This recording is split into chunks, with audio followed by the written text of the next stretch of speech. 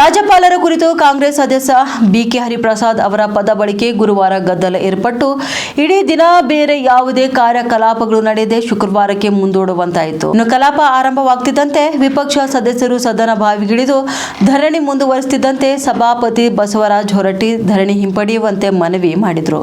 ಈ ವೇಳೆ ವಿಪಕ್ಷ ನಾಯಕ ಛಲವಾದಿ ನಾರಾಯಣಸ್ವಾಮಿ ಮಾತನಾಡಿ ಸಭಾನಾಯಕರು ರಾಜ್ಯಪಾಲರ ಭಾಷಣದ ಮೇಲೆ ಖಂಡನೆ ವ್ಯಕ್ತಪಡಿಸಿದರು. ಆದರೆ ಸರ್ಕಾರ ಬಂಧನ ನಿರ್ಣಯ ಮಂಡಿಸುತ್ತಿದೆ. ಅವರ ಖಂಡನೆ ವಿಚಾರ ಸದನಕ್ಕೆ ತಪ್ಪು ಸಂದೇಶ ನೀಡುತ್ತಿದೆ. ಈ ಬಗ್ಗೆ ಸರ್ಕಾರ ದ್ವಂದ್ವ ನಿಲುವು ತಿಳಿದಿತ್ತು. ಇದಾದ ಬಳಿಕ ಬಂಧನ ನಿರ್ಣಯ ಎಂದು ಹೇಳಿತ್ತು. ಹಾಗಾದ್ರೆ ಖಂಡನೆ ಮಾಡಿದಕ್ಕೆ ಸಭಾನಾಯಕರು ವಿಷಾದ ವ್ಯಕ್ತಪಡಿಸಿದರೆ ಧರಣಿ ಹಿಂಪಡೆಯುತ್ತೇವೆ ಎಂದು ಹೇಳಿದರು.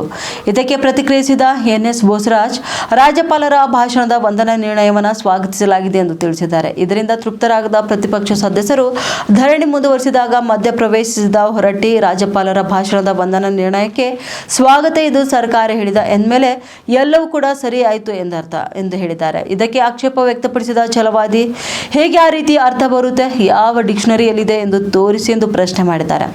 ಈ ಸಂದರ್ಭದಲ್ಲಿ ವಿಪಕ್ಷ ಸದಸ್ಯರು ಕಲಾಪದ ಸಮಯ ಹಾಳಾಗಲು ಆಡಳಿತ ಪಕ್ಷವೇ ಕಾರಣ, ರಾಜ್ಯಪಾಲರಿಗೆ ಅಪಮಾನ ಮಾಡಿದ್ದಾರೆ ಎಂದು ಆರೋಪಿಸಿದರು.